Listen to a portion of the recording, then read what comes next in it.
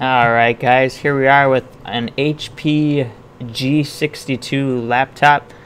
Just some disassembly here. This one has a failed the cooling fan for the processor, so that is being replaced. But of course you need to completely disassemble the laptop to replace that. So here is a video. It is recorded with a GoPro Hero 4 Black Edition in 4K. So here we go. Not too much anything exciting here in the first part of this. Just a whole bunch of screws to remove from the bottom side. Pretty much the same with almost all laptops. These ones are 6.5, either 6 or 6.5 millimeters in length.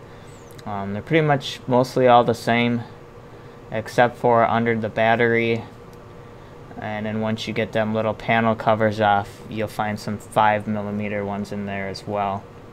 But otherwise, all the other ones around the edge, they're all 6 millimeters in length, slightly longer.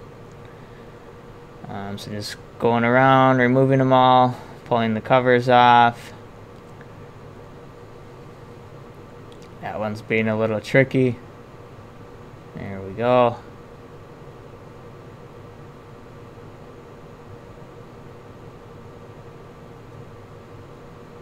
Sometimes they don't always come out with the screwdriver, no big deal. Just leave it there. That one I think was missing.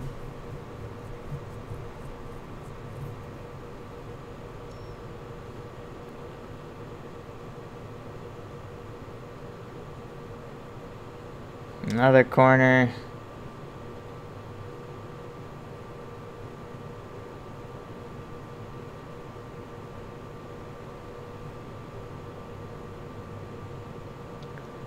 Trying to get that one again.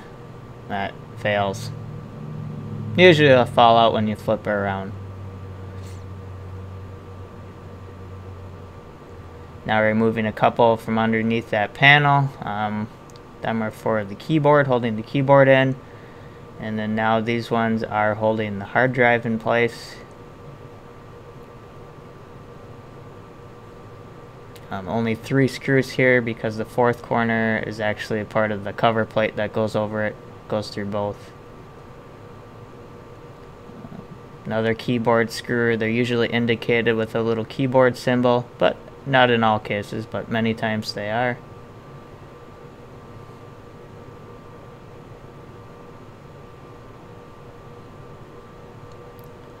And here we go by the battery. We got 4 tiny little ones. Pretty common. Real small ones in the battery compartment.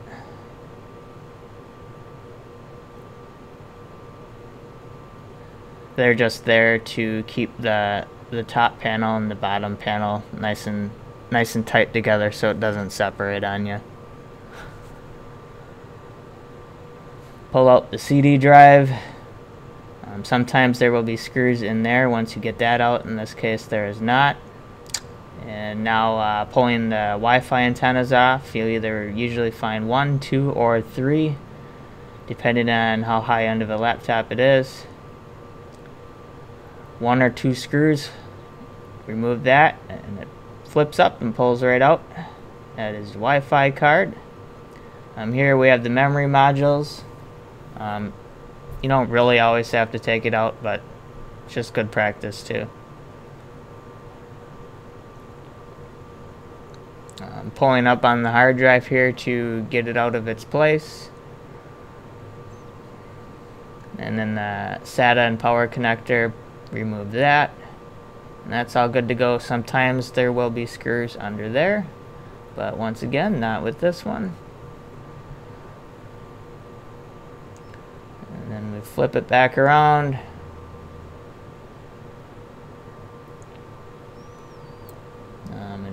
Most laptops you gotta pry the keyboard up, and there will be at least 1 screw underneath it to remove. There are some exceptions. This one we got it pried up. Remove the ribbon cable under there. Little locking lever, you just pull up on it and then pull the ribbon cables straight out, and then we have 2 ribbon cables at the bottom and 1 up top. Them are for your touchpad buttons, the touchpad, and then the top one would be for your power button. And then this black connector on the left here, that would be for the laptop speakers, I believe. And then we have just 1 screw in the bottom middle there, and that's it.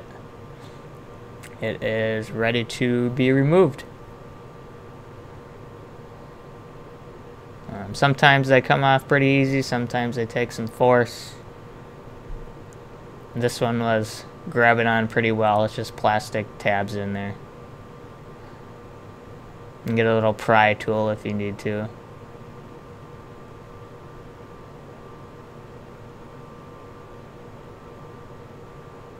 There, we got it started there on the bottom, and we work our way up. Just make sure all them ribbon cables are disconnected, because you will most likely tear one in half if not. And there we are with the inside. That is the LCD connector there for your display. The black wire there would be for the backlighting.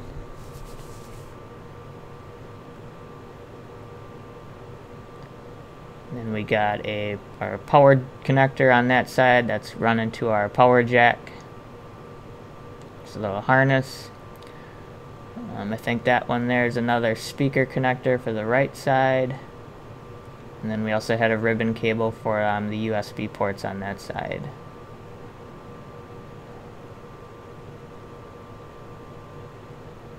And then you pretty much just gotta work it a little bit to remove the motherboard from the plastic chassis. Usually your USB ports and audio ports and such will kind of be sticking in there. And there we go.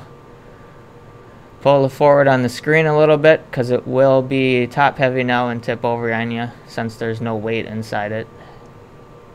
There we go. And there is our fan and our heatsink there.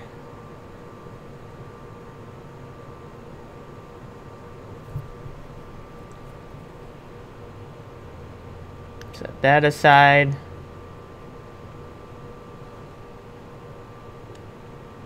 And then on this model we have 3 screws that are holding the heatsink on. Take them off in a diagonal fashion, a little bit at a time. You don't want to just do one side and leave the other sides, because you could crack something in half. Too much tension then. So just work your way around evenly, and there it goes. Remove the fan, the cable for the power there, and it pulls right off. And pretty much the only thing left is the processor. Little flathead screwdriver. Turn it counterclockwise all the way, and it can be removed. And that's pretty much it.